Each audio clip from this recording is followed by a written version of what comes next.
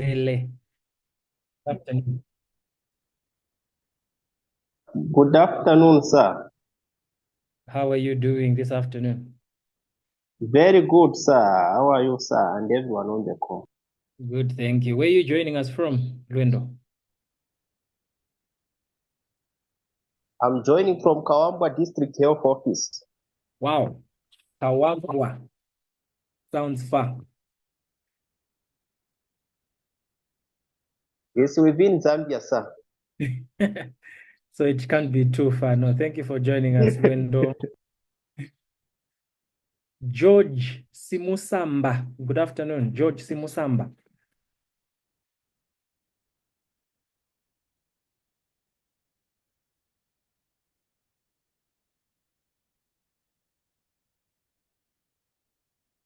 Okay, I can see some of our mentors from the Lusaka Provincial Health Office have also joined. I can see Aaron Sukwa. I can see Ivy from Chawama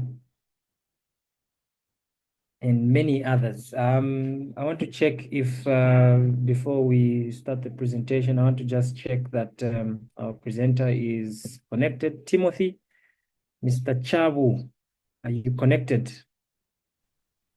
Yes, I'm here. Thank you. All right, thank you so much.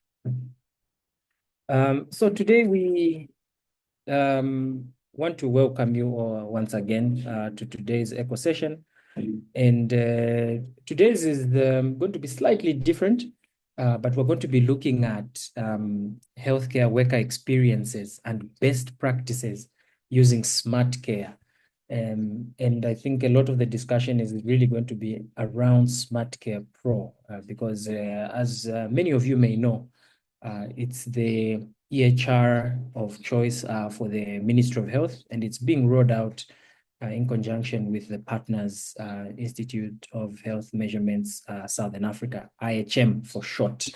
Our presentation is going to be anchored by Mr. Chabu Timothy from IHM, but with that, we are going to have 3 different user stories, and these will be from the facilities that you work from. So the first one is going to come from Chipata level 1, and then the second one is going to come from Chilenje, and the final one is going to come from Kalulushi.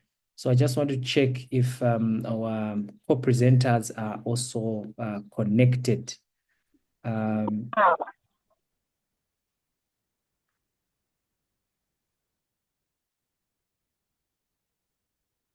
Dr. Chipalo, are you connected? Yes, I am. All right. Thank you so much. And Dr. Norman? Good afternoon, sir. I am connected. Thank you. Good afternoon. Thank you. Amanda, are you connected?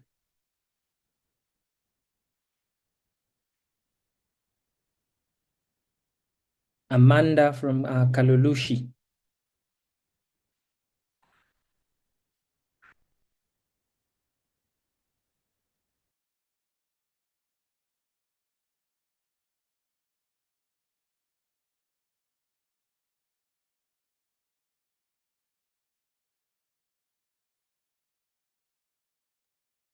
Okay, and I also just want to check our panel of experts.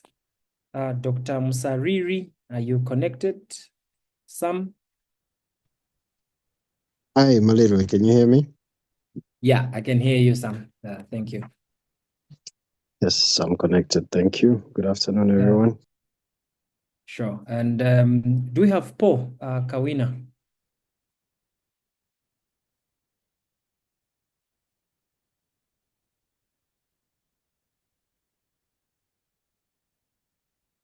And Miss Lisa Mweenda?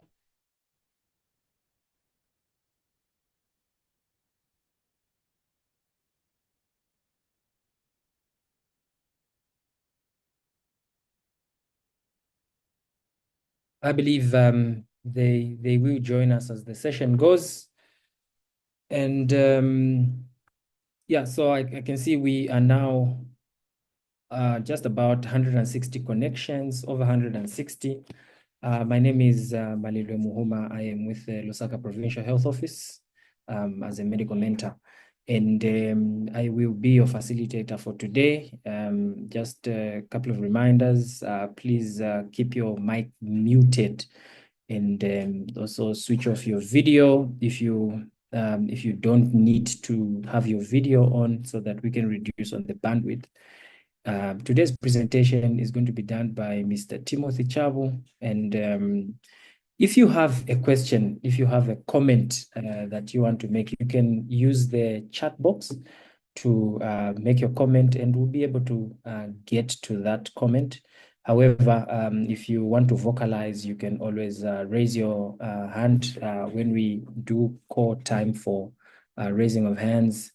Because during this session, so today's session really is after the presentations. We are expecting that we're going to interact a lot with you, the users of the system, SmartCare. So what are the pain points that you have? We want you to bring them out in this forum. And yeah, so it would be good for you to really keep your questions and then be able to interact with us right after the presentation. So the way the presentation is going to flow, for those that missed it, we're going to start off with Mr. Timothy Chabu, who is the main anchor of the presentation. After that, we're going to have Chipata Level 1, represented by Dr. Chipalo, who's going to give us their side of the story using SmartCare. And then that will be followed by Chilenge's Dr. Norman, who's also going to give us their side of the story. And last but not least, we'll have Amanda from Kalulushi General, who's going to give us their side of the story as well. As you know, SmartCare Pro is being rolled out countrywide. And I think by 2026, it should be rolled out to all the facilities, all government facilities nationwide. And I believe that there will be some private facilities as well that can jump on SmartCare, because, as you know, this will be the national electronic health record system, and it would be great if private hospitals as well as public hospitals are all on the same system, so that you can be able to search for clients very easily, follow their medical history and things like that. So with those reminders out of the way, I'll invite Mr. Timothy. Timothy, are you ready? And please do share the presentation. Are you ready to do the presentation, Timothy? Yes, I am. Let me just try to share my screen. Please do confirm once you're able to see the screen. I can see the screen. You can put it in presentation mode. Sorry. Okay. Yeah. Good afternoon, everyone. Thank you for the coordinators for organizing this important event for us, and also to appear on this platform and share some of the thoughts around electronic health record system. And at the center of it, the human resource for health, who is the healthcare worker, among other people. Now, oftentimes when we hear of electronic health record systems, what comes to mind usually are computers, internet, and things like that. But at the core of electronic health record system is public health. And the idea around it is just to make sure that we can foster health and well-being. But then the question is, how do we do that? So one of the ways is to try and make sure that the people that are making clinical decisions have access to information, not just information, but information that is packaged in a certain way and in a certain manner. Because ultimately, if the community or the society has to be healthy, it is hinged on the ability to make those accurate decisions, which are informed by data and also quick access to that information So this afternoon, we'll look at the healthcare worker experience and the best experiences using SmartCare.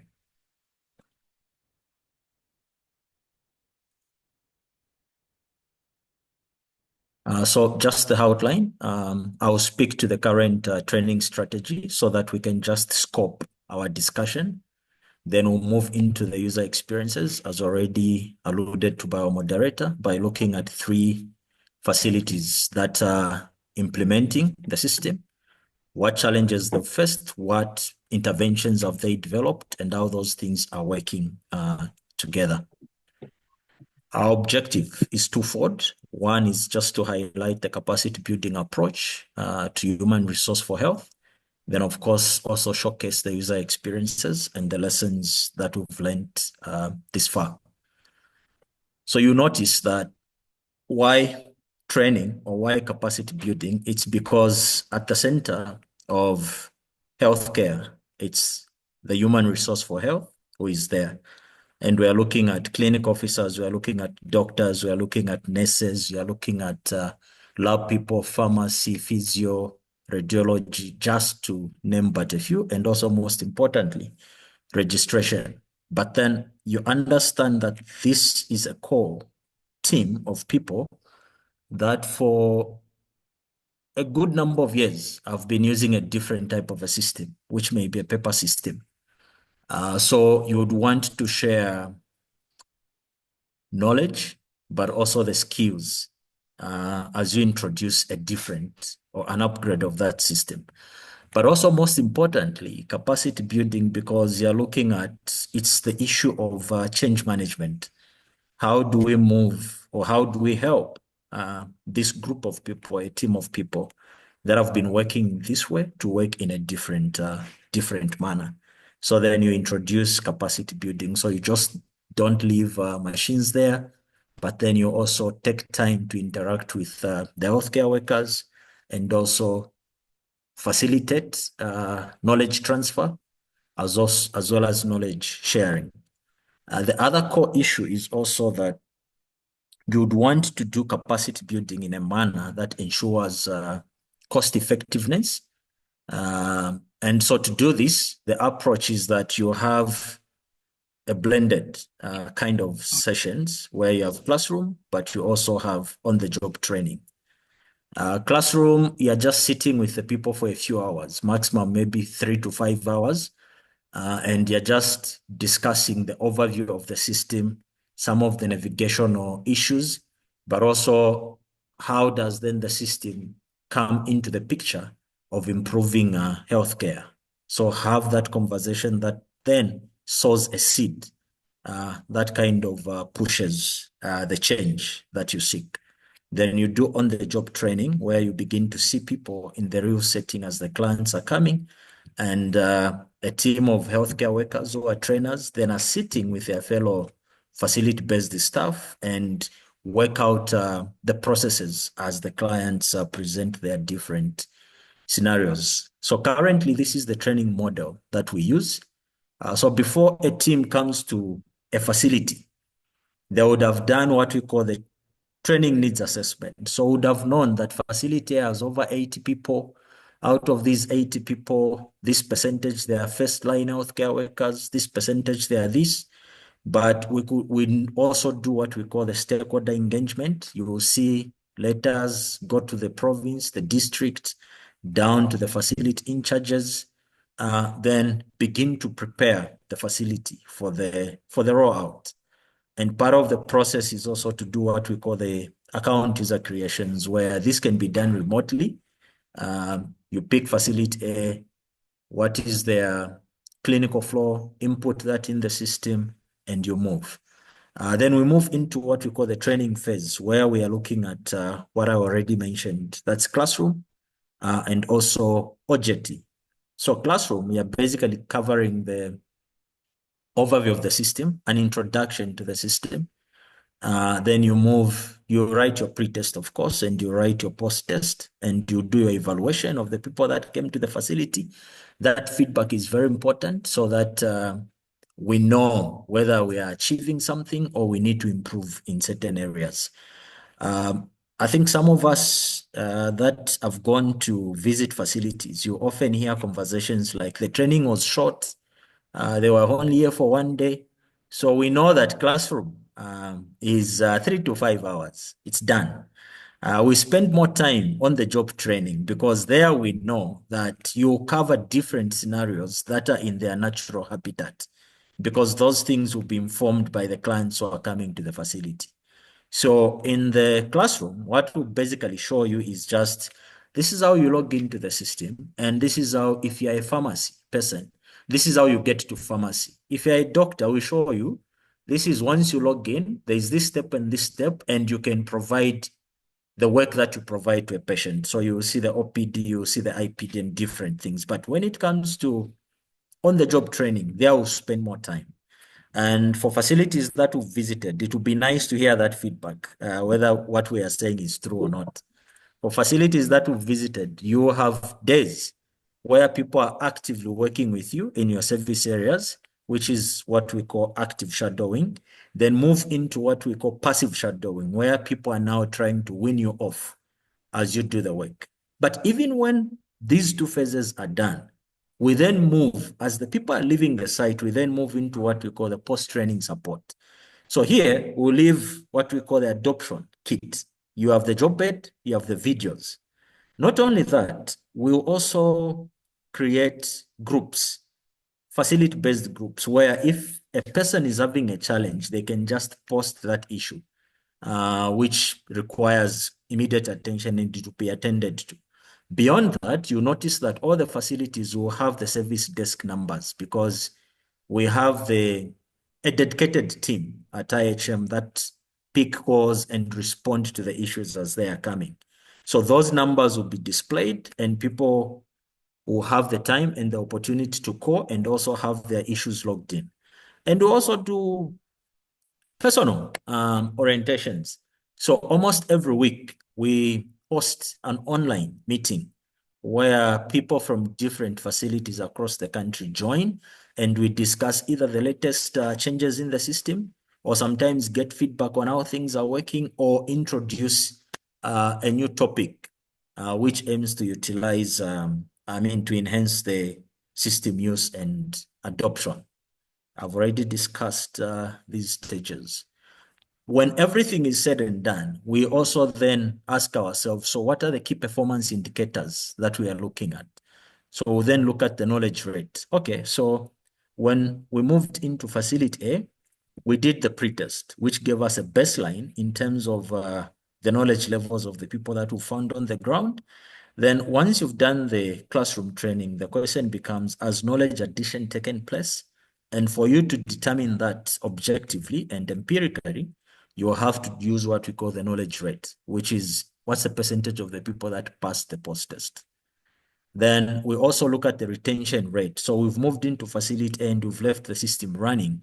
After 1 month, how many people are logging into that system? And is the facility still using the system? So we do what we call the retention rate. Then we do the competence. So once people have passed the post-test, we term it as proficiency. Then 3 months of system use, then those people are eligible to now be assessed, and they can be declared as being competent based on the system usage. Then also look at usability, where we're looking at the percentage of users that have actively logging in and using the system, and those that are consistently using the system. So these key performance indicators then helps us to see where we need further interventions, or where we need to just showcase the beauty and the good things that are working. And from these KPIs, you'll notice that the facilities that are represented here are those facilities that have taken it up upon themselves. At some point, it was very difficult, but then they are doing something around it, which they would like to share with all of us. So basically, this is just the overview of what we do. We do the training needs assessments, do the classroom sessions, move into the OJT, leave all the supporting documents that can help facilities to revise or go back if they've forgotten something, but also create synergies and platforms that allows people from different facilities to interact and come together to push the agenda of healthcare and well-being forward, to make sure that at the end of it all, people can gain some normalcy in terms of health. So I'll hand it over to the coordinator to take us to the next person. Thanks. Thank you so much, Timothy. And I'm glad that, you've mentioned that facilities can actually come forward to actually say if what you're saying is what actually happens. They have a classroom for about 3 to 5 hours, and the KPI there being that they should increase their knowledge to about 85%. And then you've got a number of days that you do these shadowing, where it's active and then it's passive, and then you let them run on their own. I'm happy that both Kawina, Poho is on the call, and as well as Lisa. I've seen them. I've also seen Machalo, and I'm sure we'll definitely have an in-depth discussion around use of SmartCare. I've also seen Victoria Manzi. I'm expecting a lot of questions from the users. Victoria Manzi from the PHO. I've seen Muzungaire from Matero. I've seen Muga from Katete. So we'll be expecting some questions to come through from these users.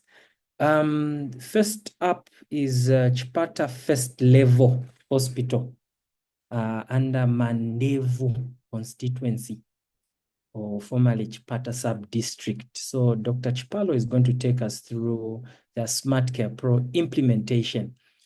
Now, Dr. Chipalo, even as you come on, you can tell the listeners what it is you do at Chipata First Level. Are you a JRMO? Are you SRMO? Are you GMO? Whichever your rank is, and just a little bit about yourself before you start the presentation. So, Dr. Chipalo, over to you. Okay. Thank you.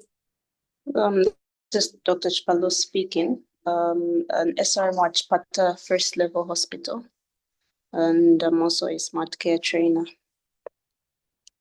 So I'm going to present on the implementation of SmartCare at our facility, the challenges that we faced, and I'll start with my personal user experience and experience from others at our facility that have been using the system.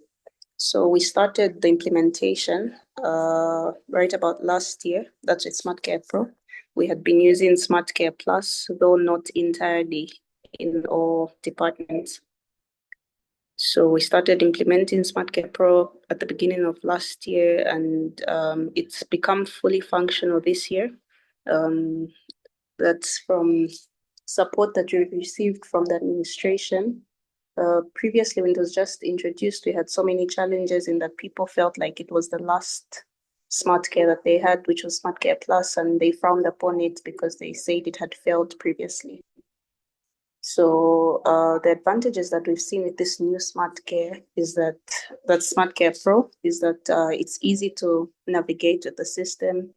It's easy to teach others, and even once you just introduce somebody to it and you just give them the basis, they can easily follow through and only inquire where they don't know. They'll just make a call, ask you to help them out with something, but they're finding it easy to just navigate the system. Not only that, it's a good item in that you can train students and just have them register an account with the training portal, and then they can just practice on their own in their free time. So we've had a lot of people at our facility that have been using the SmartCare training portal and have found it easy to now use the live portal in screening patients. This new system also doesn't have limitations as to what can be typed. So that's the advantage that other people have found, that they can freely express themselves on their findings in the case of their OPD module and other parts of it. And we can easily follow up patients' records. Most of our patients don't know their drugs, the medication that they're taking. So once they are registered in the system and somebody had already put their drug history, it's easy to just follow through and know what to prescribe on their next appointment. Another thing that we've appreciated with this news, the update in real time, in that you would lodge in a complaint on something, maybe something that you feel that needs to be added to the system that hasn't been there. It's updated and it's constantly being updated to what is user-friendly for everybody. Next slide, please. So with challenges, most of the departments have had a challenge with the gadgets.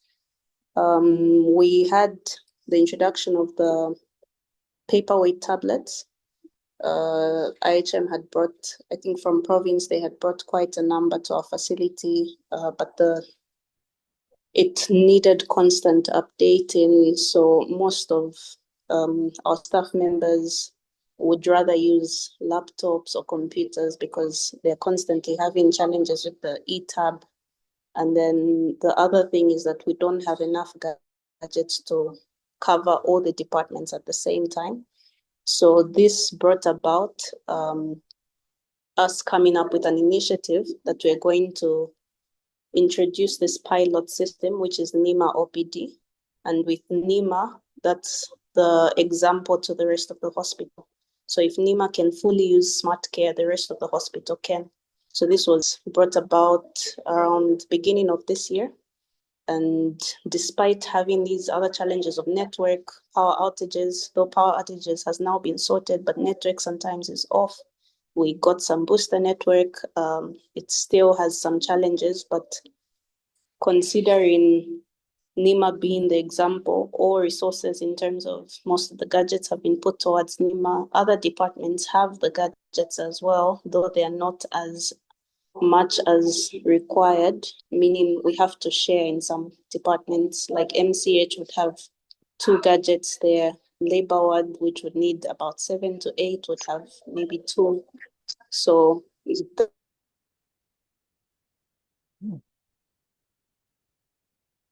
I'm sorry, book side. Book.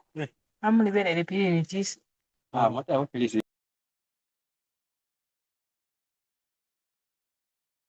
Dr. Chipalo, please continue.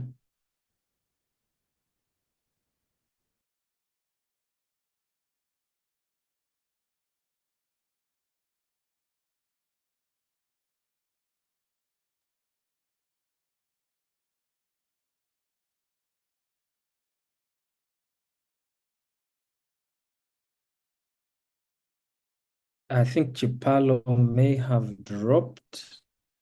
sorry, I just had a network challenge. Okay. Yes, Yeah. sorry about that. In true fashion of network challenges. Please go ahead.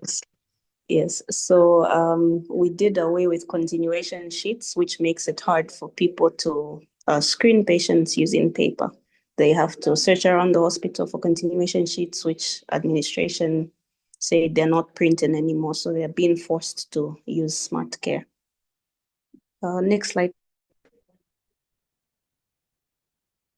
Yes, so some of the recommendations for other facilities that may be having similar challenges, if possible, to procure more gadgets, also refresher training on site. So our facility has come up with this, though it hasn't yet been done, but we're preparing for a training for specific cadres. We'll pick about maybe 3 to 4 from nurses, doctors, and other departments, lab, physiotherapy, dental, and then we train them to be super users. So they'll go forward and then train the others in their different stations. So that will assist us with further implementation of the system. Currently, I must say, NEMA is doing well with SmartCare. It's being used fully from registry, triage, vitals are being done. They're being screened by doctors on the same. And then we also have MCH and OPD that are also coming up well. So hopefully by our target is by mid-year to try and implement in even more than 4 departments. And eventually by the end of the year, we should at least be doing better than before. Thank you. Thank you so much, Chipalo. We will reserve the questions to the end of the presentation, and so just please stick around so that we can be able to get a little bit more insight. You being a trainer, we'd like to get more insight in some of the pain points that you have, even from your perspective. So thank you so much. We'll now listen to Norman from Chilenje First Level Hospital.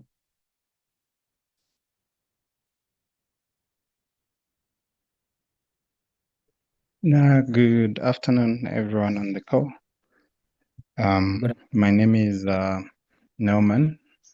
I'm a medical doctor currently stationed at Chilenje Level 1 Hospital. And I'm here this afternoon because I am a SmartCare trainer, and I am here to share with you the user experience and some of the best practices that we have put in place at Chilenje in order to implement SmartCare successfully.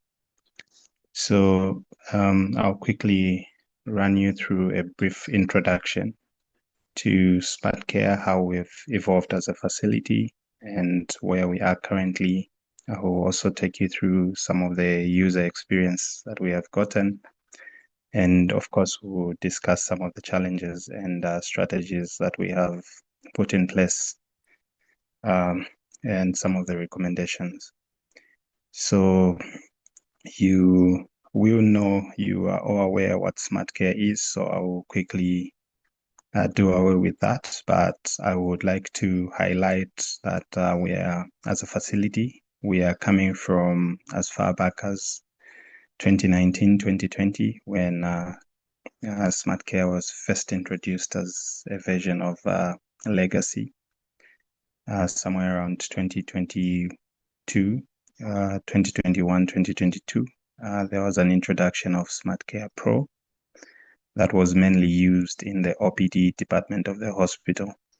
Sorry, SmartCare Plus, that was mainly used in the OPD department of the hospital. Then we, as of late last year, SmartCare Pro was introduced across the hospital. So next slide, please. So I will mention here that generally, I think SmartCare Pro is an EHR that has been widely accepted amongst the end users, who are the healthcare workers, and of course the patients themselves. On the patient's side, being that I think everyone is agreeable that we need to find better solutions when it comes to storage of patient data. We are always having situations where the medical files for patients are getting lost. And every time you talk about SmartCare to a patient and you talk about storage of their medical file, they are very happy knowing that their medical history is safe and cannot be misplaced. On the healthcare side, we are equally happy, even as Chilenje, as medical doctors, clinicians, nurses. We are happy because we are able to appreciate, I think, the medical records as far back as when a patient was seen, maybe it was in 2019, we're able to appreciate some of the drugs that these patients were being given. And some of the things, some of the other compliments that people have given about the interface itself is that it's user-friendly. And of course, we can't overemphasize on the cost of paper that has come in as a burden for most of the hospitals. So with the introduction of SmartCare Pro, we have noted that the cost of paper, especially in our OPD area, has actually significantly dropped to almost to zero, because we are fully using SmartCare. So some of the challenges that we have faced as a hospital in terms of implementation of SmartCare, of course, it will start with the resistance to change itself, where a number of people, especially amongst us doctors, were a bit reluctant to use SmartCare Pro. But because some of the doctors have been brought on board and trainings have been done, and we have all realized that it's very easy and quite user-friendly to use, most of the doctors have actually started coming on board in terms of utilization of SmartCare Pro. So even the clinicians are happy to use the system. So other than that, we have, of course, system downtime and technical issues that are always accompanied with EHRs. So on the next slide, I'll be sharing with us some measures that we have put to just try and address these challenges that have been listed up on this slide. Of course, Dr. Chipalo spoke about the gadgets being an issue. We have had an issue where you're working in the department where you have 8 doctors that are in the department. You note that each department maybe has 2 or 3 gadgets available. So that has been quite a challenge in terms of utilization. Then we have noted that there are other systems that are already in place when we talk about interoperability issues. For systems like the lab personnel have complained that they're using different systems, for example, which is DISA. They're saying it's difficult for them to enter results manually through SmartCare. However, the good news with this, there are prototypes that have been implemented so far at certain facilities where there's been a linkage of DISA with SmartCare so that we cut down on the downtime that comes with inputting results manually. So I'd like to mention here that implementing SmartCare is quite a challenge, especially if management is not on board. But the good part with Chilenge is management is on board with full implementation of SmartCare and have supported us in all the ways they could. With regards to in-house trainings, we have conducted trainings that are independent of the implementing partners.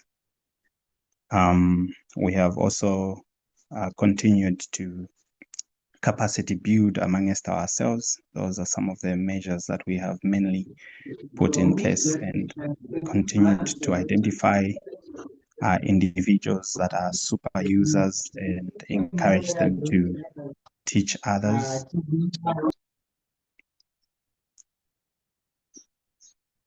Encouraged individuals that are super users to teach others. So basically, as Team Chilenge, our strategy is mainly centered around capacity building. Like I've mentioned, periodically, we hold trainings that are meant to train people from different departments. Currently, I'll give an example. We have a team of registrars that have come in from the family medicine team, and Chilenge being one of the centers for family medicine training. We've had to conduct a training for them, specifically orienting them on SmartCare Pro and how to use it. So the good part is if you actually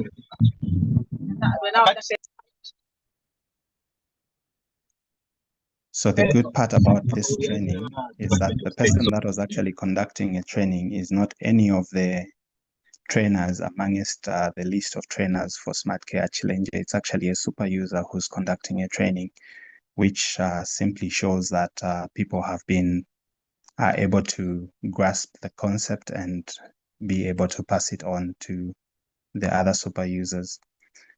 So other than that, management has come in to monitor basically how we are performing as individuals, because they're able to monitor how we are doing as individuals on SmartCare, how many patients we are seeing daily. I think initially with partnership with IHM, we introduced to encourage the users where we're saying, I think the clinician that sees the most clients in a day was awarded. This is something that went on for almost a month, and people got motivated to use the system more. So you would actually see by numbers how many patients a clinician saw in OPD, how many people were seen from NEMA, how many people were admitted using the system.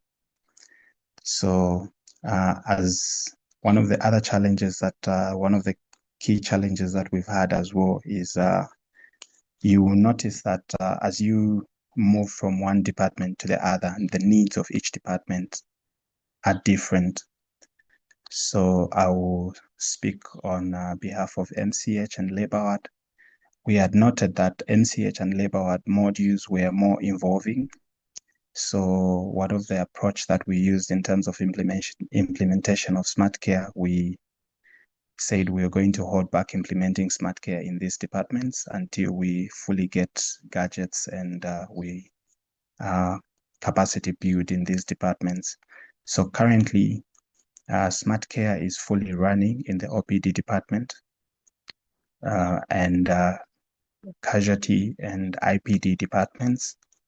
And we have also noted that to help, because this is an EHR that will always present with technical issues, one of the things that we have done as well is to make sure that we have real-time technical support.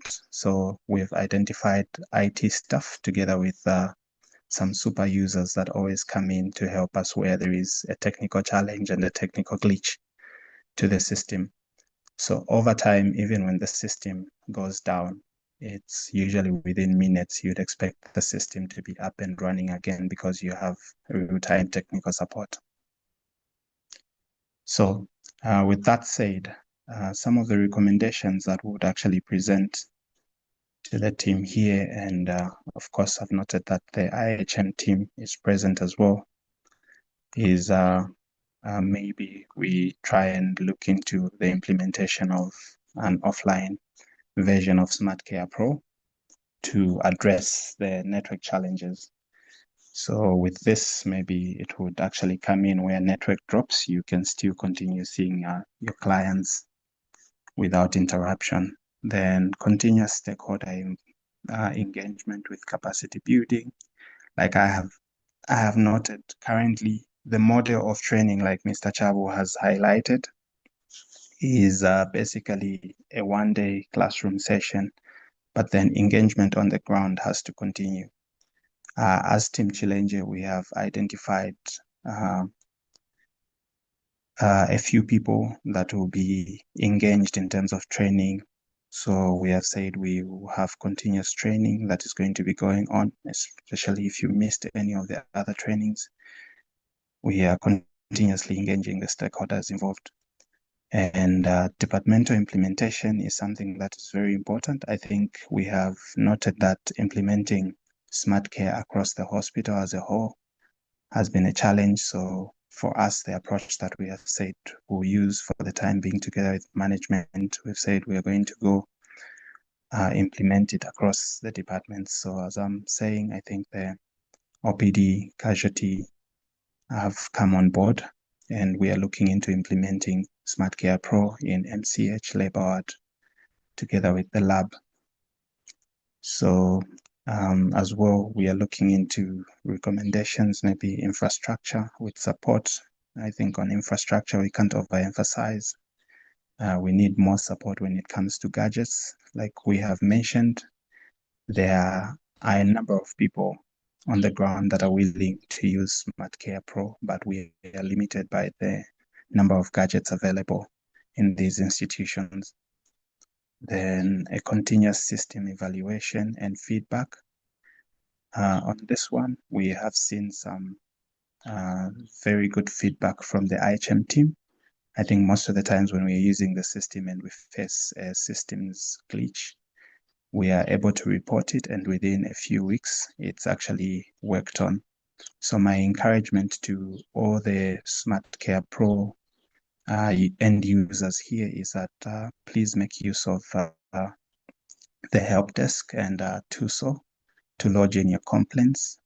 This is a system that is being implemented by the Ministry of Health countrywide, and it will take the end users to make it better. It will take the end users to make the recommendations, the changes that you need to see in the system. Thank you very much. Thank you so much, Norman. That was a very clear presentation, and you brought out something that's very important. When the leadership, the top management is involved, the scale that you have reached as Chilenje is quite admirable. I know there are questions that are coming in the chat box, so you can have time to also look at them, but we'll be able to ask you some questions just after this last presentation. Amanda, are you connected?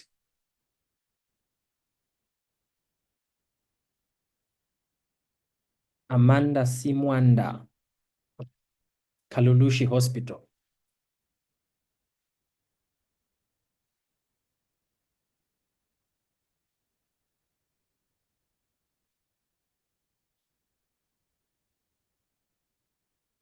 I can see, Amanda, you're connected. Could you unmute?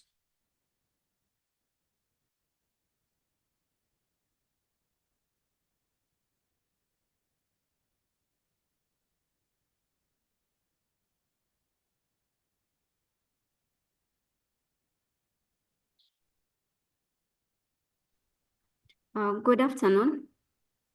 Good afternoon, Amanda. How are you today? I'm fine, thank you. Sorry for that. I was trying to unmute, but a message kept coming that the host isn't allowing me to unmute. Okay, not a problem. So, Amanda, before you start, would you consider Kalulushi rural or urban or semi-rural? It's a semi-urban. Yes. Semi-urban. Yes. Okay. Yes, I think it can be considered like that. Okay. Please, Amanda, please go ahead and give us your presentation. Yeah, thank you. I'm Amanda from Kalulushi General Hospital.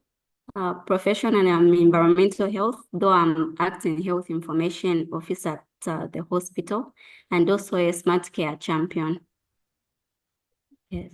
In the presentation, the outline, I'll give a brief introduction and also how we're using SmartCare from the time we were trained, even the strategies that we've put in place on how to best continue using the system, and also give recommendations.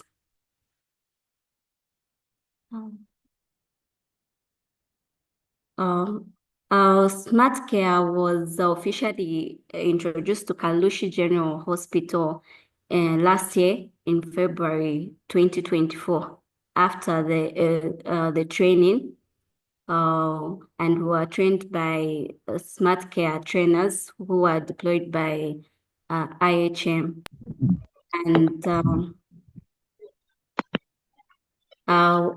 there were over 250 healthcare workers at the facility that were present and trained during that period. And almost everyone managed, let me just say everyone that was trained managed to open an account. And we started using the system to attend to patients from that time. Unfortunately, in August last year, we started experiencing internet challenges. We even stayed for a period of 2 months without a network. That's the time we followed up. I remember reporting to Mr. Sajisa, who was very helpful. He connected me to some people from Smart Zambia. who eventually came to the facility and worked on the network. I think there were some connections that I don't know whether that were disturbed, but that was resolved. And we went back to start using. It's just that due to the load shedding, our network provider, I think where their tower is, they don't have power backup. So when there's no power or there's load shedding, that where it is, then we will have no internet at the facility. So we are now using both paper files and also the system when there's network available, we are using. The next slide.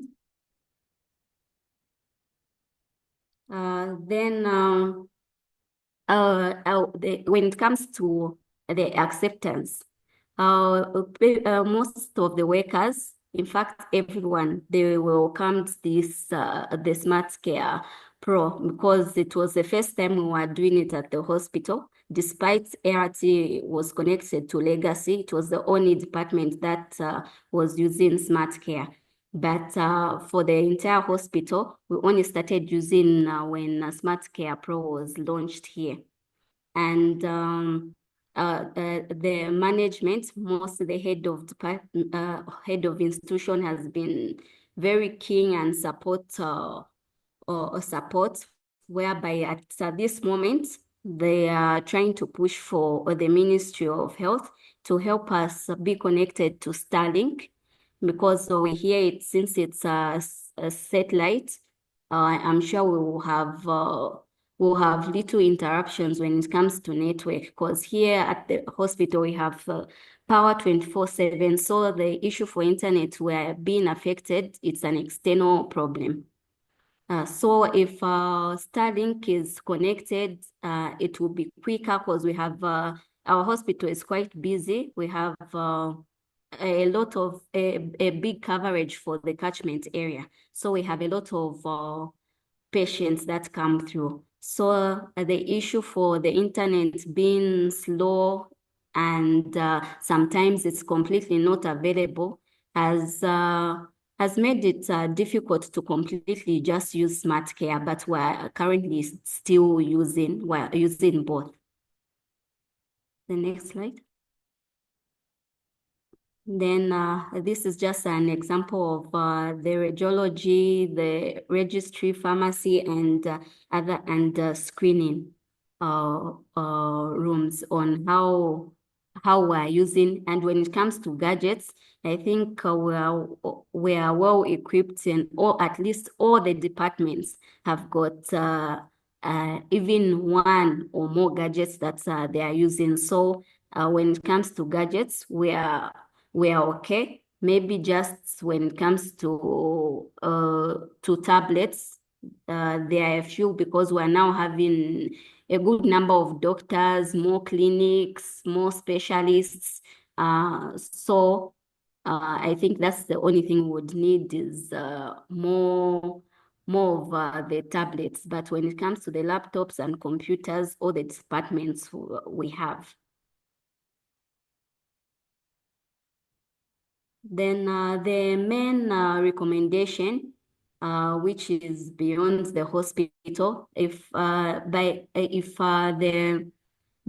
network provider that we're using at the hospital, if by any chance they can have some power backup, so that we are having internet throughout, it will help us use SmartCare.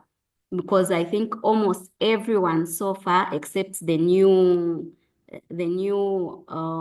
workers who just got employed recently, maybe about 2 weeks ago, that haven't yet been trained. But everyone else is well knowledgeable and knows how to navigate through the system. It's just network sometimes which is failing us on our part. And if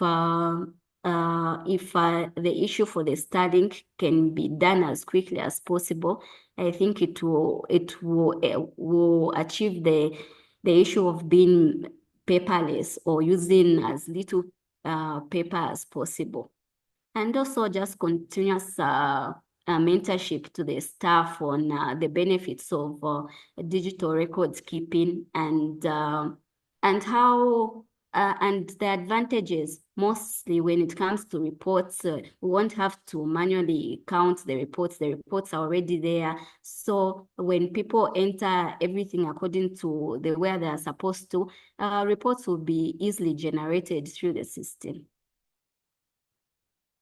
And then in conclusion, I think from the time that we received SmartCare Pro, almost all the staff members welcomed the head of institution.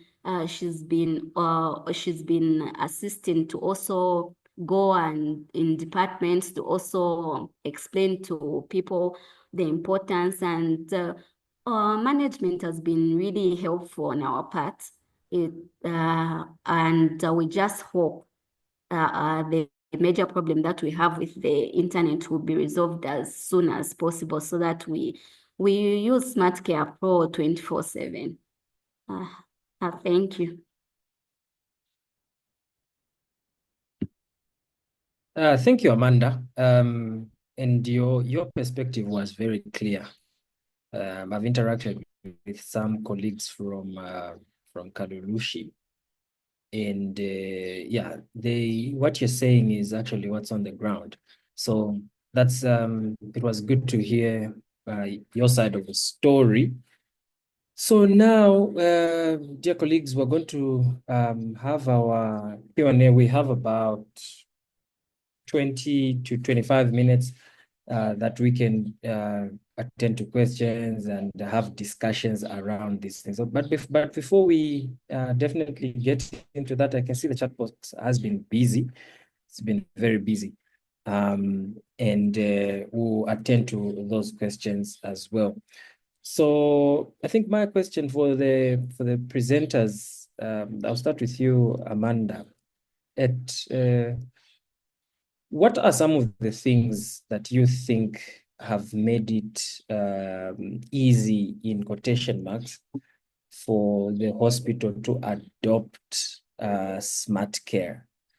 Because we've heard of other facilities and places that it's really, really difficult for them to just get to start to use SmartCare. What are some of the things? And when I say some of the things, I'm really just looking at maybe 2 or 3 things that you think are in place at your hospital that are actually making users come back and continue to use. Amanda, what do you think? On that one, I think it always starts from the top.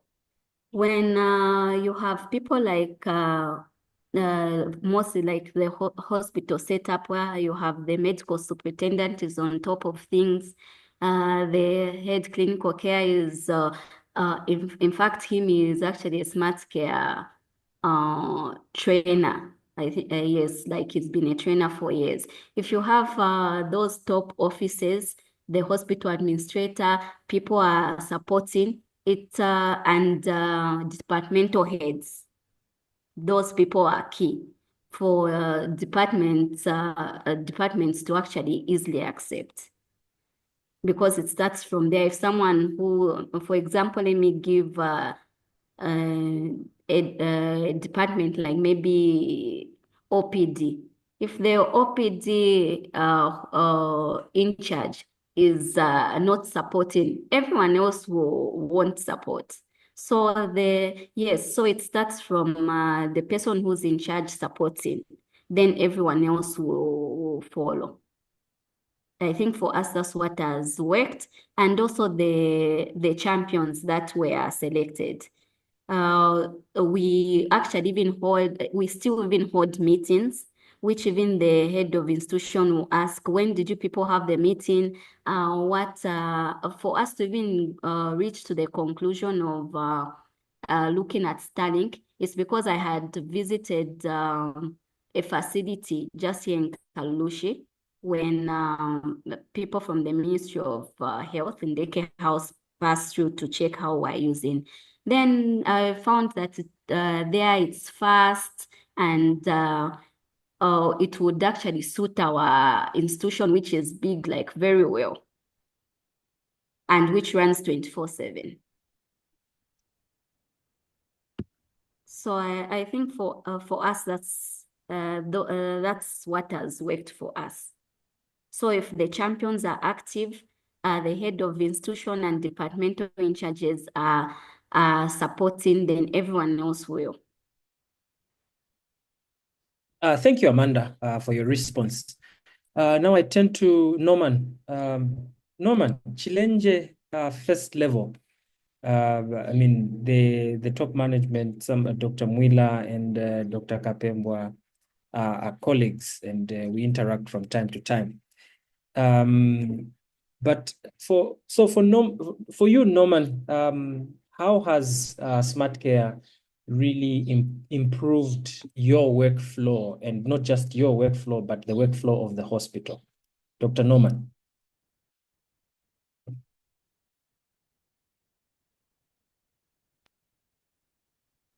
Thank you very much for that question. So I'm speaking from a point of being a medical doctor myself. I think one of the things that we have noted that has come out is most of our population, the people that we attend to in our day-to-day lives, hospital screening, don't usually know some of the drugs that they are on. So let me give an example for a patient being managed on antihypertensives. Most of them actually don't know this drug combination that they usually have. So I have come across multiple patients who, after you check their account, you actually note that they're actually on ABCD medication. And it's either you continue with them. So on the patient's side, I would like to emphasize that improves their quality of treatment that they are receiving, other than a situation where we have seen patients today, they go to Chipata first level, they are started on nifedipine. Tomorrow they find themselves at another facility because they don't know what they are taking. They are started on another medication. So in terms of patient continuity of care and the quality of healthcare being given to them, I think that's a plus on my end. And then when you come to OPD, in terms of patients' flow, I think it's been quite easy to regulate queues with SmartCare, because these are patients from registry itself. They are assigned where to go, and we have less cases of where we have misplaced cards, because initially when they are coming to you, remember they were coming with cards. So you would have a situation where the patient is waiting outside, but the patient's card has been misplaced somewhere. So it's very easy to track these patients using the queues that they've been assigned to, whether it's OPD. And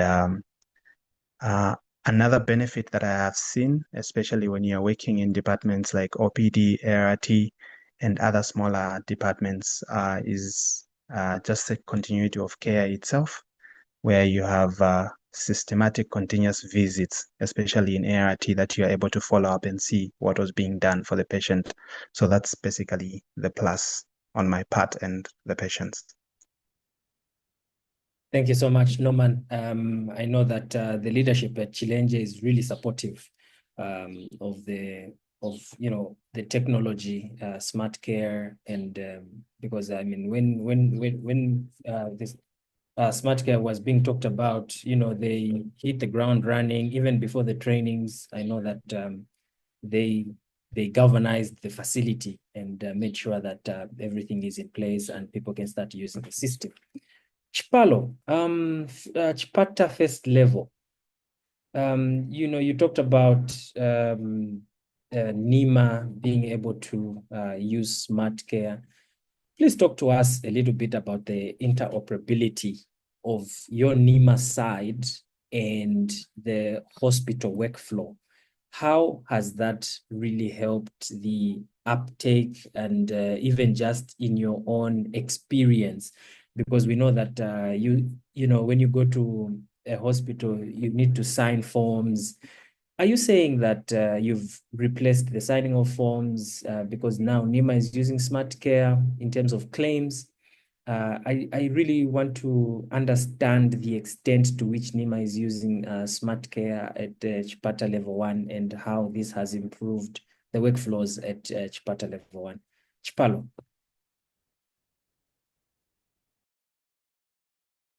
Okay. So with NEMA using SmartCare, we haven't done away with the paper of lab requisition and radiological forms and the claim forms.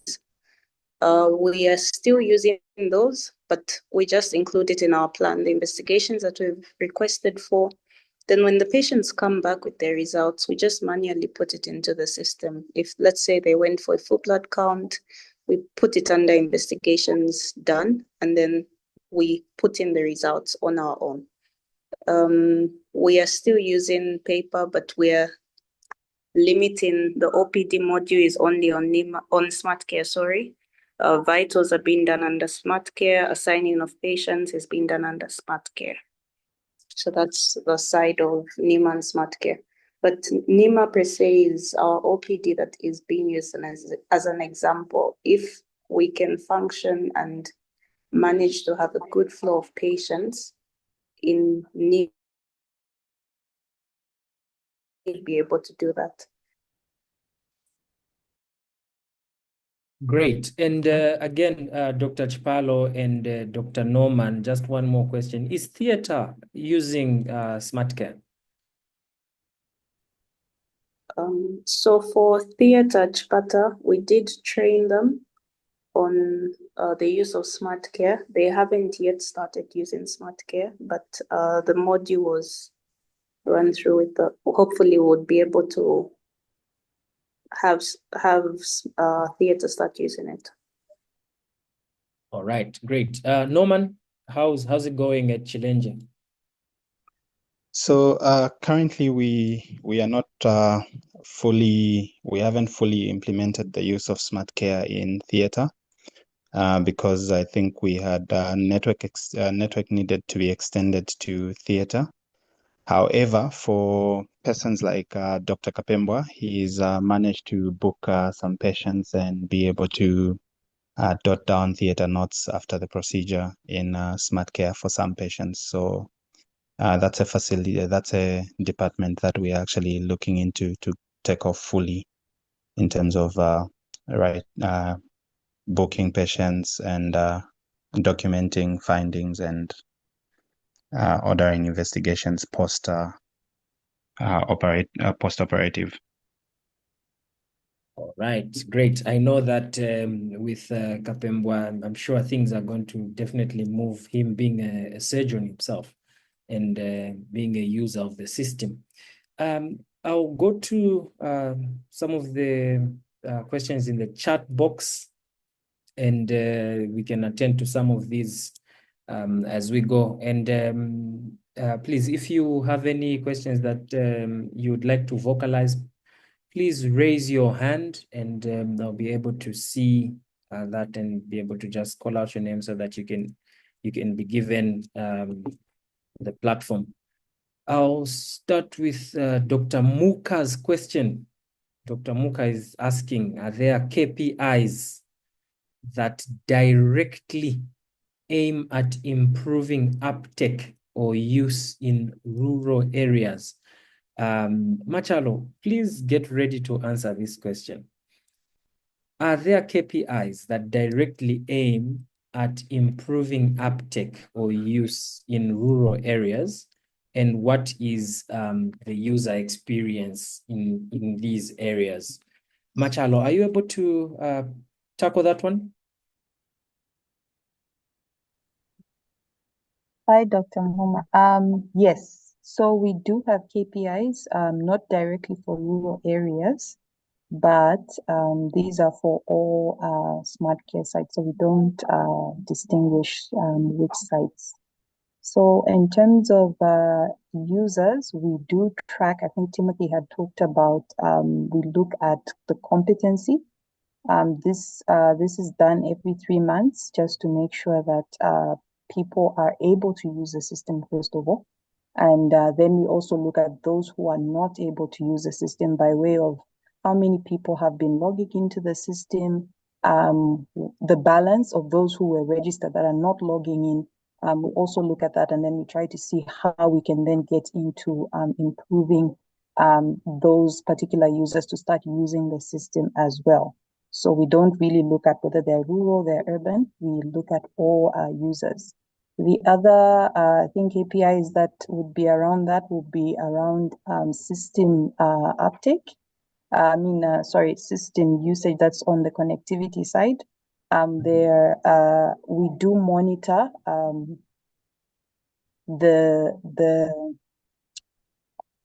the technical term is leaving me, but in simple terms, we do monitor how the network is performing, so that we can be able to see how many computers are down, when they're down, whether they need bundles, and that sort of thing, because that then does affect how people use the system. So those metrics are tracked through a platform called Zabbix, and we also through the service desk. So in the areas where we get to see these different experiences of low utilization and high utilization, they're usually generally different reasons why it may be low or high. So depending on what exactly is going on, whether it's a technical issue or it's a human issue, we would then see how we can best help. For those issues where it's probably like a technology issue, we would see how we can engage with partners or with the ministry to see what can be done in that area. If it's a network issue, we then look within again to see how that can be improved.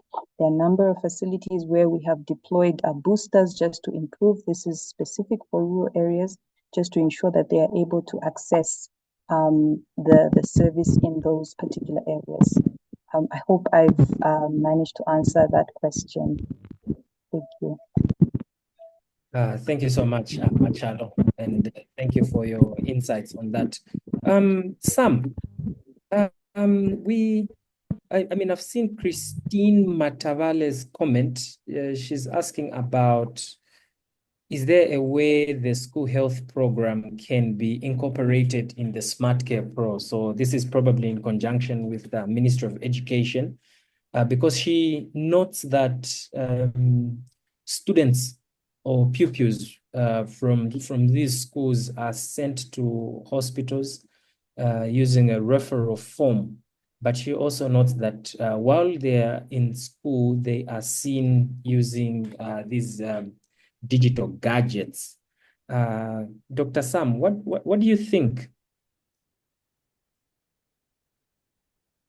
Thanks, Dr. Muhuma. Just confirm you can hear me. Loud and clear.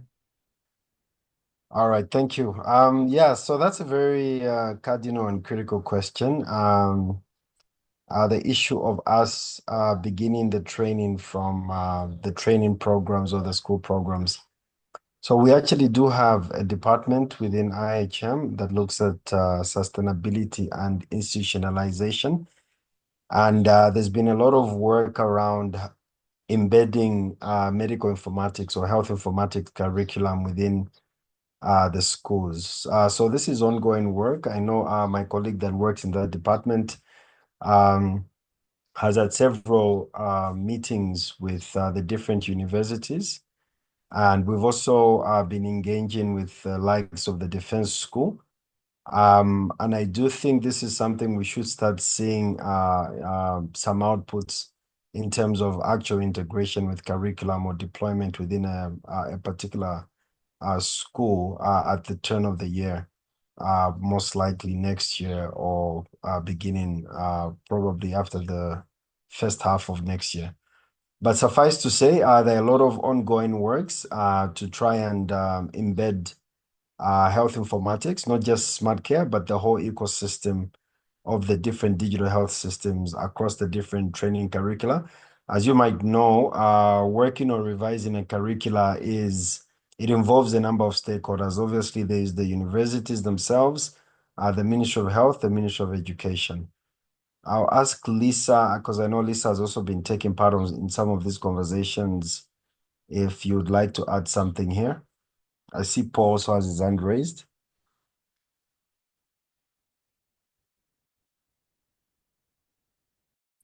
Yeah, thanks, Dr. Sam. I just wanted to add to that. I think based on the question that has been provided, knowing too that the school health program is more kind of like an outreach, for instance, where a community health program is provided, where health promotion is being provided into these particular schools. So what we have done from the system side is ensuring that the system is ready to be interoperable with any community health system that is earmarked for deployment. So that community health system in this way then is being utilized to capture each individual that has been provided with that particular community or health promotion message, and a referral system from the community, which is the school, to the health facility, such that when a young person who's been reached out in those schools would easily be able to go to a facility where SmartCare is being utilized and still be able to be identified because the registration was already done with the community health system in the school, and then easily identify them at the facility and proceed by providing with them that particular healthcare service. So the conversations around integration between SmartCare and the community health system are already underway. We've been working with our colleagues that are implementing that particular system. And as and when that is launched, we know too well that at school level, they will then utilize that community health system.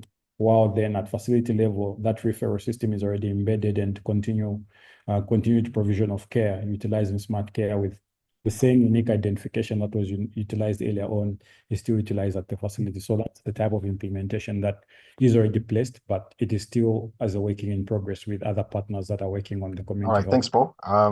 Yeah, in terms of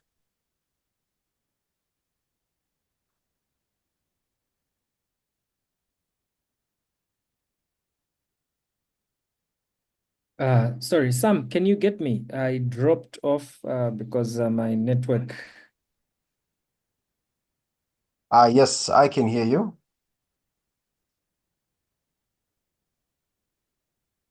Okay, yeah. Yeah, I dropped off while you were still making a comment, and then I got back on when Paul was making his comment. Not sure how far we've gone so far. All right. I think we were just wrapping up responding to the question.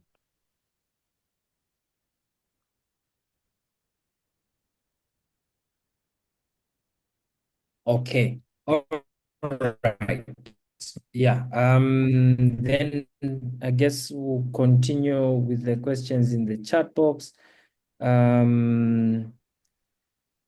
So I see Dr. Norman mentioned the prototype of SmartCare that integrate DISA. How has it worked so far? When will facilities start using it? I'm not sure, Sam, you can take that one, or Paul? Sorry, come again. I didn't hear the question. Yeah, the question is around the SmartCare that can integrate DISA. So how has it worked so far, and when will facilities start using it? All right, thanks. I'll make an initial comment, and I'll invite either Paul or Lisa to add. So from a testing perspective, we've already tested the integration. We've been able to send results to DISA and also receive or send requests to DISA and also be able to receive. The exciting bit is that we are not only doing it for quote unquote the HIV related tests, but we've expanded this to a number of other tests that clinicians tend to order so that it's much more comprehensive. And so on the technical component, we've done that testing. You must also note that this testing does involve two implementing partners. On the SmartCare side is ourselves as IHM, and then on the lab side, we're working with APHL. So sometimes there are dependencies that are beyond us, as we need to collaborate with APHL. So Lisa, Paul, would you like to add on this aspect? No, I think you've exhausted it all, Sam. Thanks.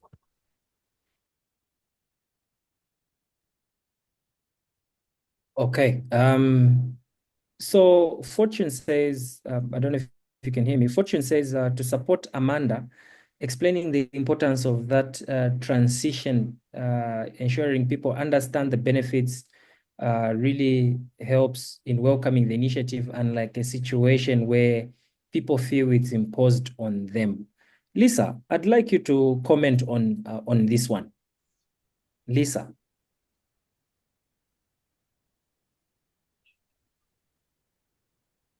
Thank you, and good afternoon, everyone. I definitely agree that it's very, very important that as the system is being rolled out, people feel that they are part of the process and it's not something that is really being forced on them. We have had, I will admit, we have had circumstances where because of certain timelines, it sort of does feel that way, but this is something that we are actively working on, particularly now that the ministry has taken the lead in taking this initiative up as theirs, and it no longer feels like a PEPFAR push or agenda. So this time around, we are making sure that stakeholder engagement is done appropriately, but where there are still gaps, please bear with us. These are things that are still being addressed as we go. Definitely not a system that is being pushed upon anyone, but it's a government agenda that we are helping to push forward. I hope that responds to that question. Thank you. Thank you so much, Lisa. And then Paul, Dr. Prince here is saying they'd love to learn how SmartCare Pro has been working in other districts in terms of printing lab request forms or MER reports. What's your comment on this one? I know the issue of reports will always come around. So Paul, what's your comment on this one? Thanks, Dr. Muhuma. So I'll begin with the lab report form that, as Dr. Sam Msariri earlier indicated, this is an item that is currently undergoing testing in terms of that particular improvement between SmartCare and DISA. And then this is something which is going to be included in the upgrade that will come through, because then this is something which is undergoing testing. In terms of what have been the experiences from the other provinces and districts, especially when it comes to reports, MER reports, HIA2 and the like, I think we've received quite an interesting feedback with regards to the MER report, because then this is one that we actually segmented. So in the previous systems, we actually have we had an MER report that would run with all the KPIs in it, and sometimes you find that your only area of interest was the TX car or just the PVLS, but the report would run wholeheartedly giving you all the KPIs, and it would take quite some time.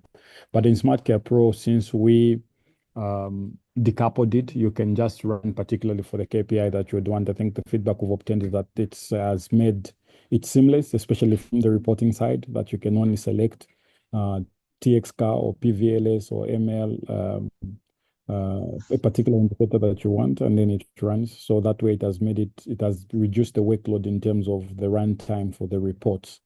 We used to have incidences of the data mismatching across the reports, and I think that is one item that has been addressed, and we have not really received reports from facilities with regards to the numbers being different and what is on the MER or what is on the QAQI or what is on the ART register, because with SmartCare Pro, all these are reading from the same pool. So it is typically the same numbers that are populating across all the 3 key reports. So the validations as well become very key and handy, that colleagues on the M&D side do not really have to every time have a second look at any of these other reports, because the same numbers that we're having. So that's the feedback that we've obtained so far, and we keep on improving with regards to any other incidences that have shared with us in terms of the reporting side, and ensuring that at the end of the day, it then responds to what individuals are really looking forward to have at facility level. Thank you. Thank you so much, Paul. And while you're still on the floor, Paul, Crispin is asking if when DISA is fully integrated into SmartCare, do you still expect that results will be entered manually, or now it's going to be automatic straight from the lab when they enter the results? It will reflect on the client record. Yeah, so obviously by the implementation, the integration is automated. We do not expect to have any manual input. So with every request that is sent from SmartCare Pro, the result entered in the laboratory side with DISA, for instance, the results will be appended on the same record. So everything is seamless. You will then be able to see it from the front end of SmartCare that the result has come in, and this is what it is. Recently, we actually did a visit to some facilities, some of them that are not even utilizing DISA, for instance. They would send a request utilizing SmartCare Pro, and in the lab, they're equally utilizing SmartCare Pro in providing the result, and this is then being appended almost immediately that you have a complete record. So it is the same implementation, be it on the lab side or be it on the pharmacy side, that we do not expect any handoff that goes towards utilization of paper. So every request in SmartCare will be sent back electronically into SmartCare as a result, and then paper whatsoever gets to be involved. Thanks. Thank you, Paul. And I think one last round of questions. Sam, Lisa, Paul, some questions for you. So Sam, your comments on addition of AI in SmartCare. I know Dr. Muga has asked this question in the chat box. And Lisa, what do you think would be your side of engaging the stakeholder in the age of AI? Like how do you package the messaging? And Paul, your last one is really any update on SmartCare Pro and ELMIS integration and deployment? This question is from Mumbi from Lusaka Provincial Health Office. So we'll start with Sam. What are your thoughts around or your comment around AI integration? Sam. All right, thanks, Dr. Muhuma. So, I mean, definitely a very, very important question. I'm sure all of us here have seen the impact of AI. We're probably using it ourselves. We've seen the efficiencies. This is technology that has come, and it has come to stay and enhance the work that we do. So obviously on our end, as IHM, as the implementing partner, we are looking at deploying a few AI tools. We don't want to let the cat out of the bag completely, but we're confident that before the end of the year, you will see some deployments. I think Paul can speak to some things that the team is working on machine learning and what that means to guide clinicians in terms of clients that are at high risk of either defaulting or being lost to follow-up or viral load failure in that regard. We're also working on a couple of tools just to enhance the clinical user experience using AI. But obviously, this is work that is still ongoing, and I think we would like to showcase once we have a product that we can show you. However, while I'm talking about products which are on the horizon, I should mention that I think one of the things that has been talked about and that has been awaited for some time is the billing module. So that's something that we're currently actively working on. Before the end of the year, our users will be able to facilitate or administer billing within SmartCare. So this should allow facilities to attend to NEMA clients, high-cost clients within the system. And obviously, we'll be able to share the other system updates once we are ready to present them to the users. Thank you, Sam. And I note that the time is 4 p.m. and now we're just winding up with final comments. So, Lisa, what does engagement with the stakeholder look like in the age of AI? Thank you, Doc. I think as Dr. Msariri has mentioned, there are a lot of exciting things that we are currently working on that we would not want to let out of the bag. But one of the probably most critical ones that we can speak to is how we intend to use certain engagements using the AI aspect. For instance, AI-powered chatbots. I think some users may have actually started receiving certain things in that space, certain things that are being tested. So what we'd like is to begin interacting with stakeholders outside of actually us really physically interacting. So within the SmartCare space, you will start to get some AI interactions as you use the EHR, but this is definitely something that is still currently in test mode, but please be on the lookout for that. I know we also often, when we speak of SmartCare or the EHR, we speak about data-driven decision-making. I think AI has a huge role to play in that space. We are also working towards having predictive analytics that look at stakeholder engagement. So a lot of exciting things in the vicinity, but again, just so we don't get quoted that Lisa said it will happen next week, we'll not let the cut out too early, but please be on the lookout. Definitely something happening, and we are trying to stay ahead of the times just as everyone else is. Thank you. Thank you so much, Lisa. Poho, your final thoughts as you answer the question on giving us an update on SmartCare Pro and ELMIS integration and deployment. Thanks, Doc. So I hear everybody saying we're not going to let the cat out of the bag.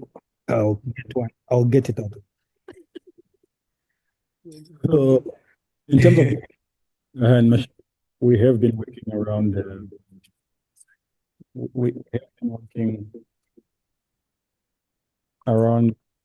viral. I hope the echo is gone now. Okay, cool. So we've developed a viral load failure model that is going to predict clients that likely to be viral load failure. And we've completed in terms of machine learning for the model. And right now we're working around ensuring it is deployed with the system. Now, in terms of in this age of AI, what you will then see from the front end of the system is a notification. So if at all, for instance, you search my name, Kawina Poho, and if at all I'm predicted to be viral load failure, you will see a notification right on the front screen of SmartCare telling you to say this client is likely to be a VO failure client, therefore take extra precaution. So that then from the front end as a clinician, you already be alerted and take action in that regard. So from the M&D perspective, they will be able to extract a list, say every month. So it will give you a list. So this month, these are the individuals that are likely to be VO failure. So therefore, you should take action by ensuring you contact them and be able to provide obviously extra care to those particular clients before they actually become VO failure. So what I'll not let out of the bag is when we're actually deploying this, but I can assure the team that we are currently undergoing testing. Once that is done in the test environment, it is then going to be loaded in the live environment. So you will not really feel a very huge difference. Rather, you will see a notification and you should know that that notification is reading from a predicted model that is plugged in with SmartCare. And this is just a first step to the many models that we want to see plugged in with SmartCare with the aim of helping delivery of healthcare services to clients. Speaking towards the question allocated to me with regards to the integration between SmartCare and ELMIS, we were undergoing testing that was being done up until we had the stop work order. But what we had made progress in was that any requests, prescriptions that are made in SmartCare were being sent directly to ELMIS, and then a dispensation would be made from ELMIS directly, and that record would be appended on the same profile in SmartCare. Now, that was functional. We were then just moving ahead into deployment up until, like I mentioned earlier on, the stop work order that then affected us. Alternatively, what is equally working is that you can still make a prescription in SmartCare, and in our pharmacy module, you can as well dispense while utilizing SmartCare, so that then there is that complete record in terms of prescriptions and dispensations.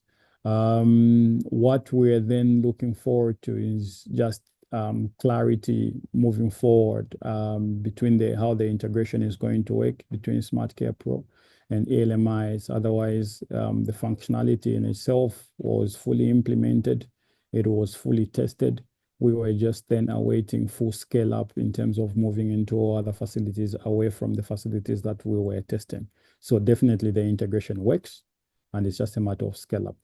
While the roadmap in terms of scale up is gloomy at the moment, we are very convinced that you can still make prescriptions and dispensations comfortably utilizing SmartCare Pro in itself and having a complete record in that regard. Thank you. Thank you so much, Poho, for really letting that cat out of the bag. And we're really looking forward to those additions. And I think, you know, the topic of SmartCare, it being a national EHR of choice, is something that we cannot downplay. It's something really big, and will lobby the ECHO platform that we continue to have these sessions, because I can see that they've garnered a lot of interest as regards the direction that the EHR is taking. I'll allow a last comment from Lisa in closing, and then we'll also have a closing comment from Timothy, and I think we'll wrap it up. Lisa. Thank you once again. Apologies for that. And I think I would just like to echo your sentiments. We really do appreciate having been accorded this platform to just help in pushing the SmartCare agenda. I think, to me, three things that I need to bring to the fore from this presentation. One, I think the recent developments in the donor space have been a huge lesson to all of us. So I think it's just important to note that a concerted effort towards meeting the needs of SmartCare is that concerted approach is taken. Every time we are looking to how do we resolve issues, let's also look within ourselves rather than be quick to look on the outside. Sometimes those solutions will not come from outside.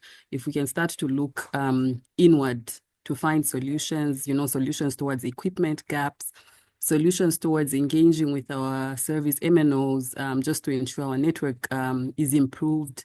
Those are things that we can work on and work at internally. Another important aspect that was raised during the presentations is just the importance of leadership being on board. Very quickly, I'll give an example of a facility that I once visited that had been doing very well in regards to SmartCare. I won't mention where and in which province. But the moment we had change in leadership, all of a sudden, this person comes in as facility in charge, and the first thing they did was disconnect the server, because they felt it was taking up space in their room. So the moment you have such leadership shifts, you also see SmartCare as an EHR starting to go downhill. So we do appreciate every space where leadership has just taken up that role of actually taking up leadership and pushing the agenda. We have facilities where the leads have actually, or the heads have actually said, I have told my staff here, it's SmartCare. If you don't like it, find yourself somewhere else to go. So we do appreciate that drive. And lastly, just the use of the service desk. Rather than complaining in our WhatsApp groups and in our chats, these complaints will fall to deaf ears if we do not report them to service desk. We can only make the system better if we work together. And the only way we can actually ensure that we are keeping a bird's eye view of what's going on the ground and what are the issues that need to be resolved is if we are able to see these incidents in service desk. So just encouraging everyone to please just ensure we are using service desk. Let us take that leadership approach. And also let's just look inward for solutions to improve the system. It's a system that's going to better everybody. It's for the benefit of the Zambian people. And we are all Zambian people. Thank you very much. Thank you so much, Lisa, for those kind words, kind reminders. Timothy, in under a minute, your last sentiments. Thank you. just to thank everyone for taking the time and also for the engagement. We hope that this has provided necessary information for us to go on and make changes, especially those of us in leadership position, but also those of us as users. And that beyond this platform, we are still open to have discussions, both from system improvement and observations that are being made across the different provinces. Thank you also to the 3 representatives from the 3 facilities for coming through and for being candid and honest in their presentations. Thank you so much.